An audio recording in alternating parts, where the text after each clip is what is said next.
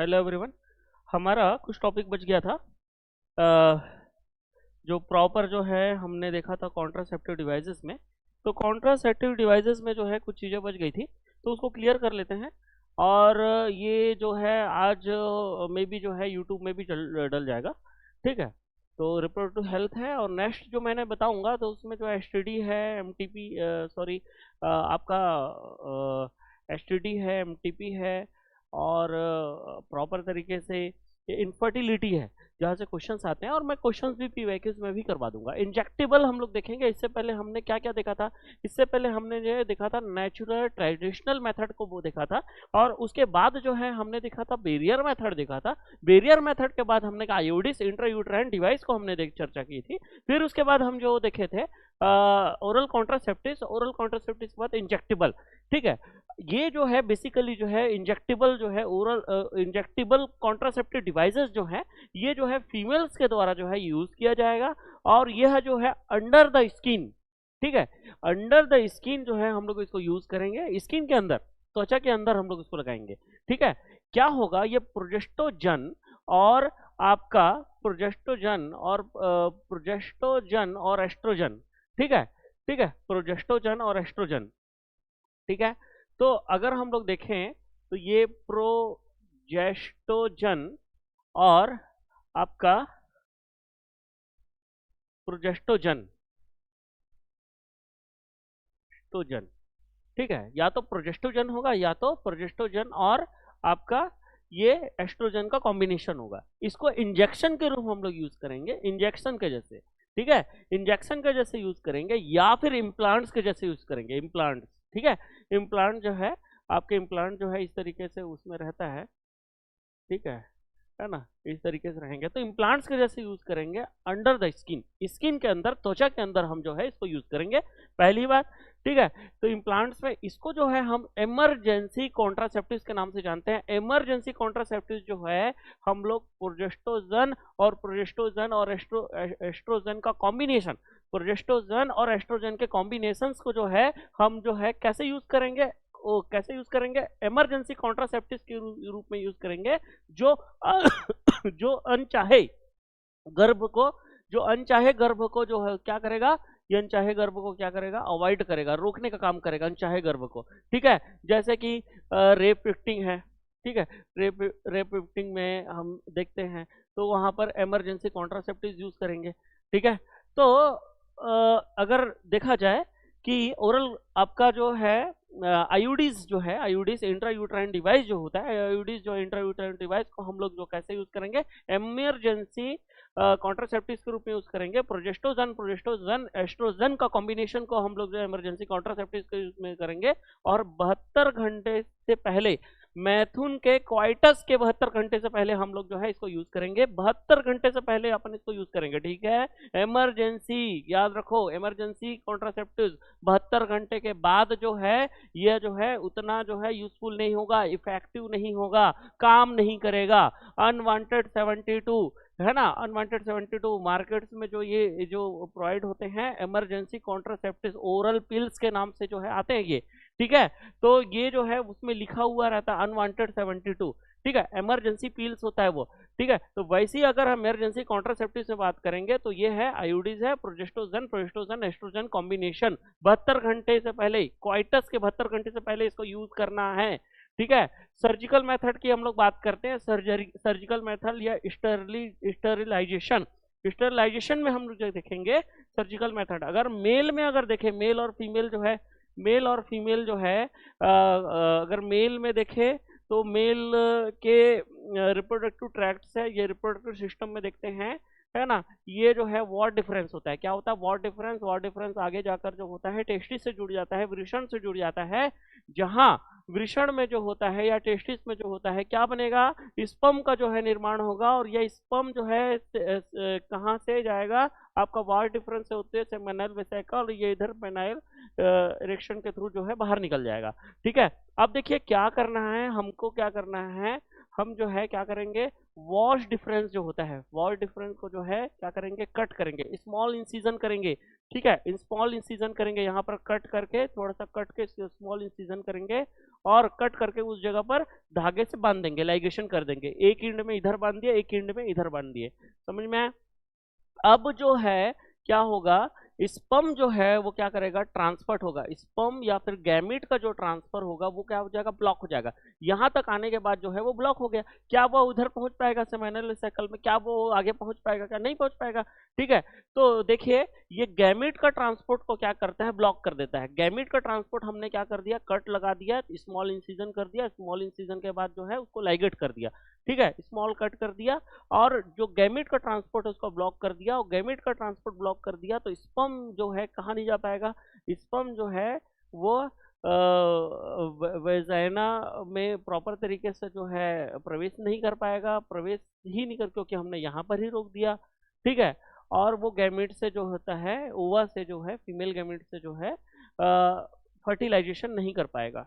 ठीक है, तो प्रिवेंट करेगा आपका कॉन्सेप्शन को। ठीक है, यह जो है वर्ड डिफरेंस को हम लोग काटेंगे, मतलब क्या करेंगे, ये प्रोसेस है मेल में, स्टरलाइजेशन प्रोसेस है, मेल में होने वाला एक स्टरलाइजेशन प्रोसेस है जिसको वैसेक्टोमी के नाम से जानते हैं। यह 2023 में पूछा गया क्वेश्चन है भाई। Small part of word difference, जो वर्ड डिफरेंस का छोटा पार्ट होता है उसको हम लोग रिमूव कर देंगे, काट देंगे, या फिर जो है स्मॉल स्क्रोटम में, वृषण में स्मॉल इंसिजन हम लोग लगाएंगे, उसके थ्रू जो है वहां पर जाकर उसके थ्रू क्या करेंगे, हम वर्ड डिफरेंस को क्या करेंगे, टाई कर देंगे। ठीक है, टाई अप कर देंगे, धागे से बांध देंगे। ठीक है, लाइगेशन कर देंगे। समझ में? वैसेक्टोमी क्या करेंगे, वैसेक्टोमी क्या है, मेल में स्टरलाइजेशन का प्रोसेस होता है। ठीक है, इसमें वर्ड डिफरेंस में जो है स्मॉल कट करेंगे, या फिर जो small incision, through small incision on scrotum, वहां पर क्या करेंगे, टाई अप कर देंगे। ठीक है, अब देखिए हम देखते हैं ट्यूबेक्टोमी। ट्यूबेक्टोमी में हम देखेंगे, ट्यूबेक्टोमी ये फीमेल रिप्रोडक्टिव सिस्टम है। यहाँ पर ये फेलोपियन ट्यूब में हम क्या करेंगे, स्मॉल इंसिजन करेंगे और यहाँ पर टाई अप कर देंगे, काट देंगे। ठीक है ना?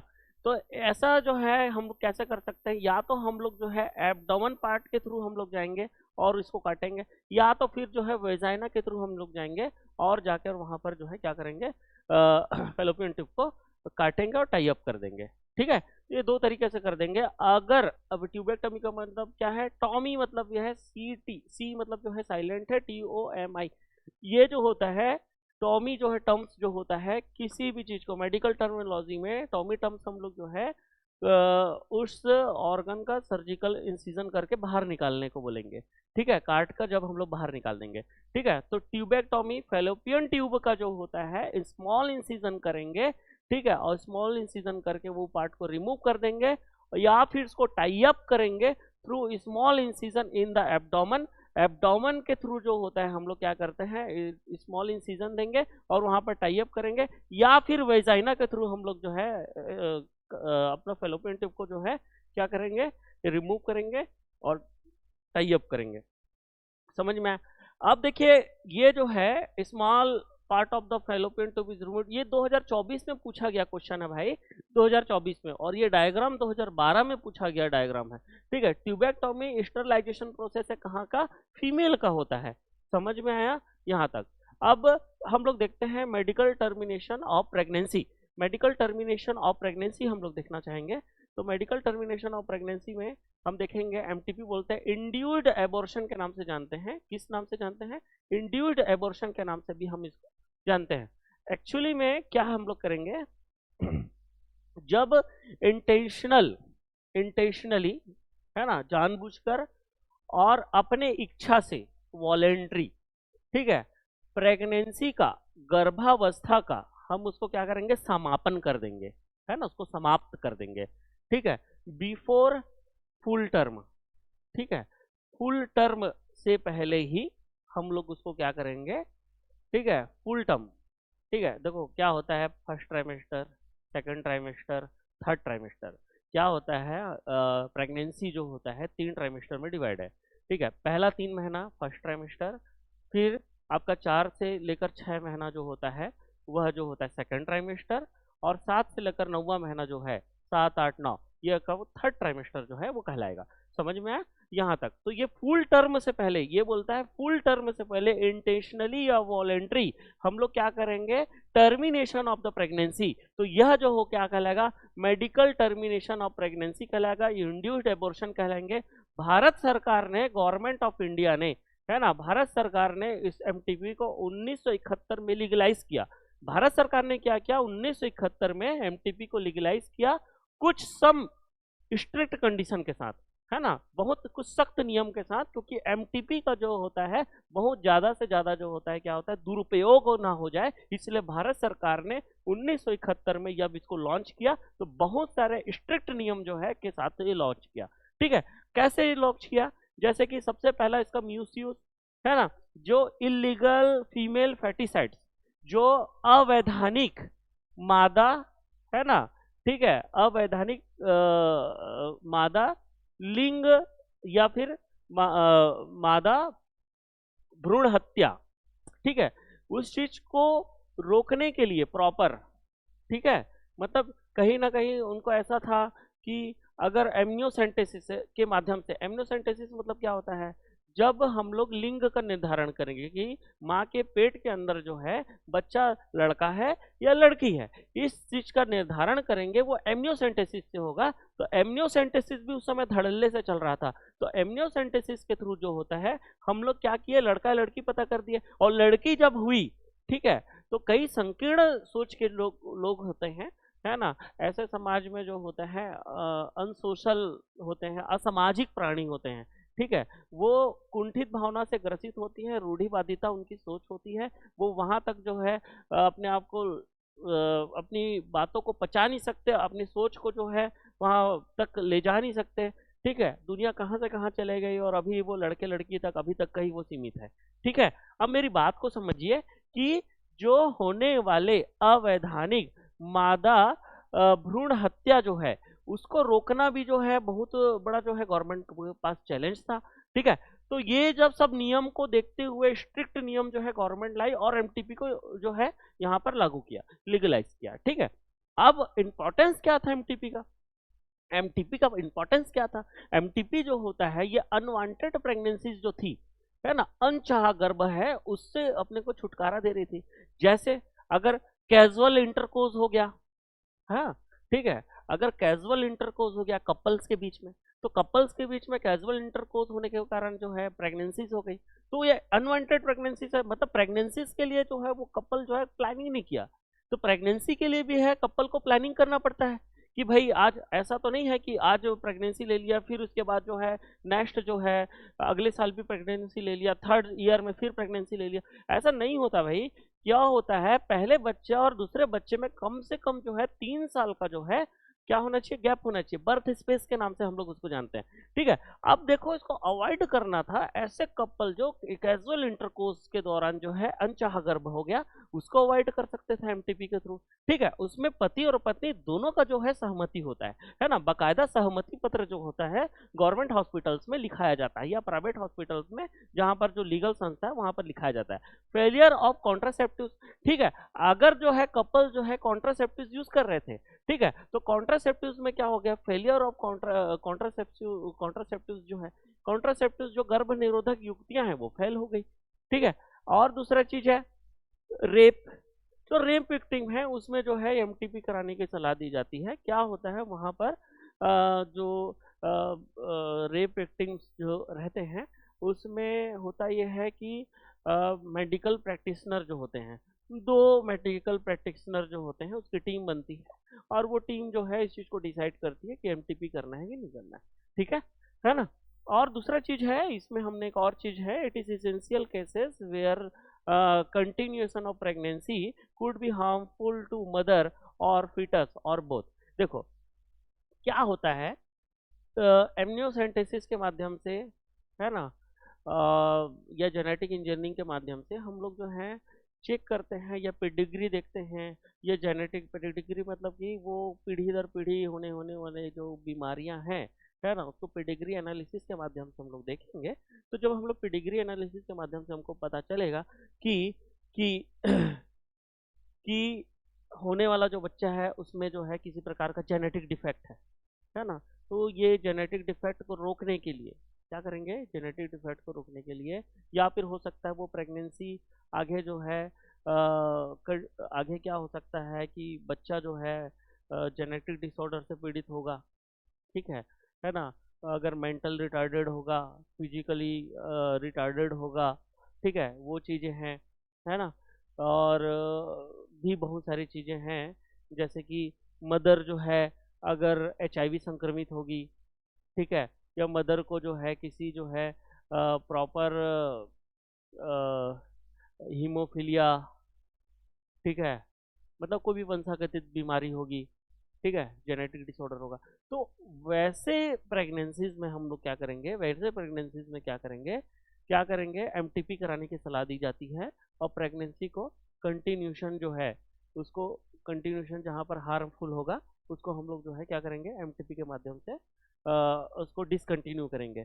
यह जो है मदर के लिए भी अच्छा होगा, और मदर के लिए ही अच्छा होगा, क्योंकि आगे क्या होता है कि जब बच्चा जब बड़ा होता है, मदर और फादर जो हैं दोनों, देखो बच्चा तो उनके लिए जान से ही प्यारा है, ठीक है, चाहे वो कैसा भी है, मानसिक रूप से विकलांग हो, चाहे वो शारीरिक रूप से विकलांग हो, ठीक है, माँ बाप के वो दिल का टुकड़ा है, ठीक है। लेकिन वो कहीं ना कहीं वो सोशल लाइफ जी नहीं पाएगा, जहाँ उसको जो बाकी बच्चों की तरह जैसे लाइफ होती है, वो उसकी लाइफ नहीं रहेगी। हो सकता है लाइफ स्पेन भी कम हो, ठीक है, उसे मदर फादर का भी लाइफ जो है प्रॉपर तरीके से बहुत स्ट्रगल रहेगा, स्ट्रगलिंग ऑफ लाइफ रहेगा बच्चे के लिए, मदर फादर के लिए, ठीक है। तो ये सब देखते हुए जो है वो एमटीपी की सलाह जो है यहाँ पर दी जा रही है, ठीक है। तो एक ये वाला पॉइंट था, क्यों इम्पोर्टेंस है। फिर उसके बाद हम लोग देखते हैं एमटीपी जो है सेफ कब कब है, एमटीपी कब कब सेफ है। तो यह जो होता है 12 वीक तक जो है, प्रेगनेंसी का 12 वीक, 12 वीक मतलब जो होता है 1 वीक, 1 महीना 4 वीक, ठीक है। तो वैसे 3 महीने जो है मतलब 12 वीक होगा, 12 वीक से पहले पहले तक यह जो है सेफ है ना, 12 वीक से पहले पहले तक जो है एमटीपी सेफ है, ठीक है। बहुत रिस्की अगर होगा तो वो कब रिस्की हो सकता है, ये सेकंड ट्राइमेस्टर के, प्रेगनेंसी का सेकंड ट्राइमेस्टर, मतलब तीसरे महीने के बाद, चौथा महीना लगना शुरू हो गया, वहां से जो जितना भी है ना पूरा अनसेफ है, बहुत बहुत ज़्यादा रिस्की है, वो मदर के लिए बहुत ज़्यादा रिस्की है, ठीक है, बहुत ज़्यादा रिस्की है ना। तो 12 वीक तक जो है सेफ होता है। एमनियोसेंटेसिस के बारे में भी हम लोग देख लेते हैं लगातार यहाँ से। एमनियोसेंटेसिस क्या होता है, ये फीटल सेक्स डिटर्मिनेशन होता है, भ्रूण लिंग निर्धारण के लिए हम इसको करके किया जाता है। भ्रूण का लिंग निर्धारण के लिए लड़का है या लड़की है, माता के पेट के अंदर, ठीक है। यह जो है क्या करेंगे, 2023 में भी ये क्वेश्चन आया है, डिसऑर्डर्स है ना, डिसऑर्डर्स टेस्ट है based on the chromosomal pattern, ठीक है। तो क्या करेंगे, तो डेवलपिंग एम्ब्रियो है माँ के पेट के अंदर, ठीक है ना। तो माँ के पेट के अंदर जो एम्ब्रियो है ना, डेवलपिंग एम्ब्रियो है ना। तो क्या होता है, एम्ब्रियो जो होता है, एम्ब्रियो है ना, फीटस, तो पहला चीज जो है वो प्लेसेंटा के थ्रू जो होता है ना, अम्बिलिकल जो है रीजन से जुड़ा है फीटस के, और यह जो है वो कहाँ पे जाएगा, फीमेल यूट्रस से जुड़ा रहेगा प्लेसेंटा के थ्रू, और प्लेसेंटा के माध्यम से मदर जैसा फीड करेगी, जैसा न्यूट्रिशन लेगी वो बच्चे को लगता है, ठीक है। इसलिए बोलते हैं प्रेगनेंसी के दौरान जो है अच्छा खाना पीना चाहिए, है ना, दूध, अंडा, भाजी, सलाद, लीफी वेजिटेबल्स, ठीक है, आयरन, फॉलिक एसिड, कैल्शियम, ये सारा जो है प्रॉपर होना चाहिए। तो ये जितना मदर जो है इनटेक करेगी उतना जो है वो बच्चे के लिए अच्छा होगा, ठीक है। अब देखिए मेरी बात को समझिए कि जो फीटस होता है, फीटस जो होता है वो क्या करता है, फीटस जो है इनसाइड द यूट्रस रहेगा, है ना, यूट्रस के अंदर फीटस रहेगा। बोलते हैं कई जैसे मदर्स जो हैं, है ना, तो वो अपने आसपास जो है अपने से छोटे लोगों को समझाते हैं कि प्रेग्नेंट वुमेन है, नई नई शादी हुई रहती है, पहला प्राइमी, प्राइमी मतलब पहला जिसका बच्चा है, तो उनको समझाते हैं, पहला एक्सपीरियंस है, तो बोलते हैं बच्चा घूम रहा है कि नहीं घूम रहा है, ठीक है। तो मतलब बच्चा घूम रहा है कि नहीं घूम रहा है, मतलब कि यह मूवमेंट फीटस का मूवमेंट को बताना चाह रहे हैं, फीटस का मूवमेंट हो रहा है कि नहीं हो रहा है। तो फीटस का मूवमेंट क्या है, वो कैसे मूवमेंट करेगा, क्या होता है, surrounding the developing embryo, embryo जो डेवलपिंग एम्ब्रियो के चारों ओर जो है एमनियोटिक फ्लूइड होता है। अब ये एमनियोटिक जो फ्लूइड जो होता है, उस एमनियोटिक फ्लूइड में क्या होगा, वो बच्चा जो है मूवमेंट करेगा, है ना। तो जो फीटस जब मूवमेंट करता है उसको मेडिकल टर्मिनोलॉजी में क्विकनिंग मूवमेंट के नाम से हम लोग जानते हैं, है ना। जैसे एमबीबीएस में पढ़ते हैं फाइनल ईयर में, तो वहाँ पर ऑप्शन गाइनी सब्जेक्ट होता है फाइनल ईयर का। तो फीटस का जो मूवमेंट होता है उसको क्विकनिंग मूवमेंट के नाम से जानते हैं, बच्चा जो है मूवमेंट कर रहा है कि नहीं कर रहा है, ठीक है। तो मूवमेंट करने के लिए क्या है, वहाँ पर जो है इसको फ्लूइड होना चाहिए, एमनियोटिक फ्लूइड। समझ में ये कॉन्सेप्ट समझ में है। तो क्या करते हैं, एक हम लोग जो है एमनियोटिक फ्लूइड को हम लोग निकालेंगे, ठीक है। फीटस के सराउंडिंग जो है डेवलपिंग फीटस के सराउंडिंग एमनियोटिक फ्लूइड हम लोग उसको निकालेंगे, और निकालने के बाद जो हम लोग उसको चेक करेंगे, ठीक है। उसका क्रोमोसोमल पैटर्न को हम लोग चेक करेंगे on the basis of chromosomal pattern. ये क्रोमोसोमल पैटर्न से हम लोग चेक करने के बाद हम लोग बताएंगे उसको डिसऑर्डर है कि नहीं है। समझ में। तो यह जो है 2023 का क्वेश्चन है कि आखिर जो है एमनियोसिंथेसिस में करते क्या है। फिर वहां से हम लोग बताएंगे कि भैया ये बंदे को जेनेटिक डिसऑर्डर है क्या, क्रोमोसोमल डिसऑर्डर है क्या, है ना। आगे जो है ये चीज़ों को हम लोग देखेंगे। यहाँ पर जो है एक और चीज है, ये प्रोसीजर जो हम लोग कैसे यूज करेंगे, ये प्रोसीजर जो है हम लोग जेनेटिक डिसऑर्डर जैसे कि डाउन सिंड्रोम का पता लगाने के लिए हम लोग करेंगे, ठीक है। डाउन सिंड्रोम है कि नहीं है यह पता लगाने के लिए हम लोग करेंगे, है ना। हीमोफीलिया जो है कि नहीं है ये पता लगाने करेंगे। सिकलिंग का बीमारी है कि नहीं, सिकल सेल एनीमिया का बीमारी है कि नहीं, ये पता लगाने के लिए हम लोग जो है यह जो है टेस्ट को करेंगे, प्रोसीजर करेंगे। ये बात जो है 2023 में भी पूछा गया है, 2013 में भी पूछा गया है, और 2016 में भी पूछा गया। देखो बहुत इंपॉर्टेंट है, मैं बहुत सारी चीज़ों को यहाँ पर बता दे रहा हूँ, ठीक है। ठीक है, तो ये प्रोसीजर जेनेटिक डिसऑर्डर को पता लगाने के लिए करेंगे, डाउन सिंड्रोम, हीमोफीलिया, क्लाइनफेल्टर और सिकल सेल एनीमिया, ये सारे जो हैं, है ना, उसको हम लोग पता लगाने के लिए हम लोग करेंगे। ठीक, नेक्स्ट जो पॉइंट है ये भी जो है आपका 2 बार आया, मणिपाल में आया और नीट में भी आया था, 2023 में आया था। ये इलीगली बैंड है, सॉरी ये लीगली बैंड है, इलीगली, सॉरी गलत बोल दिया था, इलीगली नहीं लीगली, वैधानिक रूप से भारत सरकार इसको बैन कर दिया है कि आप सेक्स डिटरमिनेशन नहीं कर सकते, आप भ्रूण लिंग निर्धारण नहीं कर सकते भाई। इसको भारत सरकार ने बैन किया हुआ है ताकि जो है कन्या भ्रूण हत्या को रोका जा सके, ताकि कन्या भ्रूण हत्या को रोका जा सके। ठीक है, यहाँ तक समझ में आया भाई मेरे। अब हम लोग जो है एमटीपी पूरा देख लिया। एमटीपी के बाद जो नेक्स्ट टॉपिक है वो सेक्सुअली ट्रांसमिटेड डिसऑर्डर या सेक्सुअली ट्रांसमिटेड डिजीज बोलेंगे, एसटीडीज के नाम से जानते हैं। इसमें जो है क्या क्या है, गोनोरिया होता है, सेक्सुअल ट्रांसमिटेड डिजीज गोनोरिया होता है, सिफिलिस होता है, सेक्सुअल ट्रांसमिटेड डिजीज, है ना। जेनाइटल हर्पीस जो होता है सेक्सुअल ट्रांसमिटेड डिजीज, है ना। जेनाइटल वॉट्स होता है सेक्सुअल ट्रांसमिटेड डिजीज। ट्राइकोमेनियासिस जो है, ट्राइकोमेनियासिस भी जो है एक सेक्सुअल ट्रांसमिटेड डिजीज होता है, ठीक है।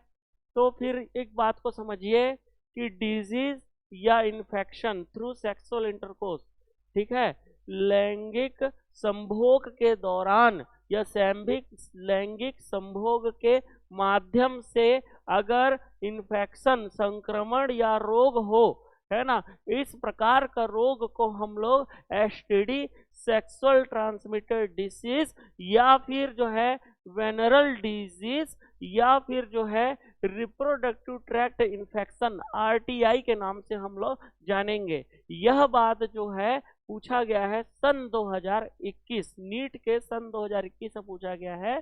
सेक्सुअल इंटरकोर्स के माध्यम से अगर क्या होगा भाई, अगर इन्फेक्शन या डिजीज होगा उसको एसटीडी, वीडी और आरटीआई बोलेंगे, है ना। सबका जो है फुल फॉर्म मैंने बता दिया है, यह बात आपको समझ में आ गई होगी, ठीक है। कोई इशू है? ठीक है, अब मेरी बात को समझिए कि एचआईवी और हेपेटाइटिस बी, क्या भाई, एचआईवी और हेपेटाइटिस बी जो है यह ट्रांसमिटेड बाई कैसे फैलेगा, HIV और हेपेटाइटिस बी कैसे फैलेगा। HIV हेपेटाइटिस बी जो होता है आपका इंजेक्शन नीडल, जो कंटामिनेटेड इन्फेक्टेड व्यक्ति को हम लोग अगर यूज कर दिए हैं इन इंजेक्शन या नीडल, उसका शेयरिंग से फैल सकता है। सर्जिकल इंस्ट्रूमेंट, ठीक है, अगर मान के चलिए कोई एक बंदा अगर हमारे तक पहुंचा है, अगर वो एक बंदा हमारे तक जैसे पहुंचा है, ठीक है, कैसे अगर किसी का एक्सीडेंट हो गया और हमको पता नहीं है, और क्या किया हमने, ड्रेसर क्या किया, प्रॉपर तरीके से सीजर्स यूज किया या फिर इंस्ट्रूमेंट यूज किया, समझ में, और वही इंस्ट्रूमेंट्स को बिना स्टरलाइजेशन के ही क्या कर दिया, और वो बंदा जो है हेपेटाइटिस बी, वो बंदा जो है HIV से पहले से ही वो ग्रसित पेशेंट है, तो क्या होगा, तो उसको फिर कोई नया फिर दूसरा पेशेंट आ गया, क्योंकि बहुत भीड़ भाड़ रहता है, ठीक है, फिर नया पेशेंट आ गया, उसको भी उसी जो है इंस्ट्रूमेंट से, उसी कैंची से, उसी नीडल से यूज कर दे रहा है, तो उसको फैल नहीं जाएगा भाई, उसको फैल जाएगा। तो sharing of injection needle, surgical instrument, blood transfusion, ऐसा व्यक्ति जो है पहले से HIV संक्रमित हो, ऐसा व्यक्ति जो है पहले से हेपेटाइटिस बी संक्रमित हो, वैसे व्यक्ति में ब्लड ट्रांसफ्यूजन हम लोग करेंगे तो वो जो है जो स्वस्थ व्यक्ति को जो है फैल जाएगा ये, ठीक है ना। From infected mother to fetus, अगर मदर पहले से हेपेटाइटिस बी से ग्रसित है, अगर मदर पहले से ही उसको HIV संक्रमित है, तो क्या होगा, उसको वो इन्फेक्शन फैल जाएगा। एक क्वेश्चन आया 2019 और 2023 का क्वेश्चन है, 2019 और 23 का क्वेश्चन है, उसमें हेपेटाइटिस बी और जेनाइटल हर्पिस और HIV, hepatitis B, genital herpes और HIV जो होता है उसको हम लोग क्योर कर सकते हैं, पूरी तरह से ठीक कर सकते हैं जब वो अर्ली डिटेक्शन हो, जब हमको पहले ही हम उसका जांच करके पता लगा दे और उसका हम लोग प्रॉपरली ट्रीटमेंट कर दे। जब हम लोग क्या करेंगे, पहली अर्ली डिटेक्शन होगा तो उसका ट्रीटमेंट भी जो है किया जाना संभव है, क्योर किया जा सकता है, ठीक है, ऐसा NCERT में लिखा है भाई, ठीक है। आप इसको ये मत सोचना कि ये ऐसा जो इस तरीके से है, जब आप MBBS पहुंच जाना तो वहां पर सारा चीज देख लेना, ठीक है। अर्ली सिम्टम्स क्या होगा, ऐसा जो बंदा है जिसको STDs है उसको ईचिंग होगा जेनाइटल रीजन पे ईचिंग होगा, और वहां पर जो है फुंसियां आएगी, वो फुंसियों में क्या है पानी भर जाएगा, और वो पानी से क्या होगा, फ्लूइड डिस्चार्ज होगा भाई, फ्लूइड डिस्चार्ज, और फ्लूइड डिस्चार्ज होने की वजह से वहां पर जो है थोड़ा थोड़ा पेन होना शुरू करेगा, और उस रीजन पर जो है स्वेलिंग होना भी शुरू हो जाएगा, ठीक है। अगर इसको जो है अर्ली है ना, शुरुआत में ही जो है डॉक्टर के पास जाकर, ठीक है, जो MD मेडिसिन है, जनरल प्रैक्टिशनर है, MBBS है, ठीक है, क्वालिफाइड MBBS है, ठीक है, और जो है गुप्त रोग विशेषज्ञ है, ठीक है ना। यहाँ तो देखोगे डॉक्टर सागर, ठीक है, प्रमोशन नहीं कर रहा हूँ, लेकिन जो है बता रहा हूँ कि अगर जो है तो उस शुरुआत में ही जो है हम लोग वैसे डॉक्टर्स के, स्पेशलिस्ट डॉक्टर्स के पास चले जाएंगे, डर्मेटोलॉजिस्ट भी जो होते हैं वो चीज़ों को देखते हैं, तो डर्मेटोलॉजिस्ट या फिर ऐसे विशेषज्ञ के पास चले जाएंगे। जाने के बाद जो है ये चीज़ों का अगर इलाज हो गया, बढ़िया हो गया तो ठीक है, और नहीं चले गए और नहीं इसको इलाज करवाया तो ये भयंकर रूप से कॉम्प्लिकेटेड हो जाता है, पेल्विक इन्फ्लामेटरी डिजीज हो सकता है। पेल्विक इन्फ्लामेटरी डिजीज मतलब कि पेल्विक रीजन में बहुत बड़ा सूजन हो जाएगा, है ना। पेल्विक रीजन मतलब कि आपका जेनाइटल रीजन में सूजन बना रहेगा, पेल्विक इन्फ्लामेटरी डिजीज के नाम से बोलते हैं। रिप्रोडक्टिव ट्रैक्ट में जो है कैंसर होने का भी संभावना हो सकता है, वहां पर जो है क्या हो सकता है, इनफर्टिलिटी, बंध्यता, ठीक है, नपुंसकता भी जो है ये जो है फैल सकती है इसके कारण। एक्टोपिक प्रेगनेंसी भी इसमें हो सकती है फीमेल में। एक्टोपिक प्रेगनेंसी का मतलब यहाँ पर आप लोग को उतना जानने का मतलब नहीं है। अगर मान के चलिए गर्भाशय के अंदर, अगर गर्भाशय के अंदर जो है बॉडी ऑफ द यूट्रस है, अगर उस रीजन पर एंडोमेट्रियल दीवार से जो है चिपका हुआ क्या है आपका एम्ब्रियो ग्रो करता रहेगा, तब तक तो ठीक है, ये नॉर्मल कंडीशन में होता है। लेकिन अगर जो है ना, स्पर्म और zygote ampulla of the fallopian tube में क्या हुए, फर्टिलाइजेशन हुए, और उसको मूव करके कहाँ जाना था, उसको मूव करके बॉडी ऑफ द यूट्रस तक पहुंचना था, एंड्रोमेट्रियल दीवार तक जाके चिपकना था, जहां पर वो ग्रो करता है, डेवलपिंग एम्ब्रियो या डेवलपिंग फीटस के नाम से हम लोग जानते हैं। तो वो जगह से वो जो उसको ट्रांसफर होना था वो ट्रांसफर नहीं हो पाया, तो एम्पुला पर वो क्या होगा, ट्रांसफर नहीं हो पाने की वजह से जो क्या हो गया, वह वहीं पे ग्रो करने लगेगा। ठीक है, ग्रो करने लगेगा। तो जब जो है जब फीटस का डेवलपिंग जो है वो कहाँ पे होगा, यूट्रस के अलावा कहीं और दूसरी जगह होगा, तो उसको हम लोग बोलेंगे एक्टोपिक प्रेगनेंसी। ठीक है, एक्टोपिक प्रेगनेंसी 2 महीने तक जो है अपने को पता नहीं चलेगा। 2 महीने के बाद जो है बहुत ज़्यादा जो है ब्लीडिंग होना शुरू करेगा, असहनीय पेन होना शुरू होगा, क्योंकि फेलोपियन ट्यूब जो होता है वो रप्चर होने का उसमें पूरी तरह से चांसेस हो सकता है। ठीक है, फिर एबॉर्शन जो है, यहाँ पर एबॉर्शन हो सकता है, स्टिल बर्थ जो है समय से पहले जो है जन्म हो जाएगा, बच्चा बहुत कमजोर होगा, ये सारे कॉम्प्लिकेशन जो है हमको यहाँ पर दिखाई देंगे। यह जो है सारे एसटीडीज में हम लोग एसटीडीज में देखा, जितना एनसीईआरटी में देखा, एसटीडीज से आप जो है कैसे बच सकते हैं। सबसे पहला चीज जो है अवॉइड करना है, जो सेक्सुअल इंटरकोर्स होगा वह अननोन पार्टनर से या फिर मल्टीपल पार्टनर से, ये सेक्स इंटरकोर्स को अवॉइड करना है, पहला चीज। दूसरा चीज है कि क्वाइटस के दौरान जो है बैरियर मेथड कंडोम्स का जो है यूज करना है। ठीक है, तीसरा चीज कि अगर कोई डाउट हुआ, in the case of doubt, कि अगर लग रहा है कि आपका पार्टनर जो है कहीं ना कहीं एचआईवी से ग्रसित है, एसटीडी से ग्रसित हो सकता है, तो आप तुरंत देर न करते हुए क्वालिफाइड डॉक्टर के पास जाएंगे, अर्ली डिटेक्शन करेंगे और जो है कंप्लीट ट्रीटमेंट वहां पर लेंगे। ठीक है, अगर इन्फेक्शन का डायग्नोस पहले हो गया, अर्ली डिटेक्शन हो गया, तो है आपको जो है आगे वो चीज़ों का सोचना नहीं पड़ेगा, आगे वो चीज़ें भयावह चीज़ों का सामना नहीं करना पड़ेगा। अब बच गया इनफर्टिलिटी, हम उसको जो है नेक्स्ट लेक्चर में देखेंगे, हो सकता है कि हम उसको ऑनलाइन करें। ठीक है, तो आज की सभा हम लोग समाप्त करते हैं भाई। ठीक है, देखते हैं हम लोग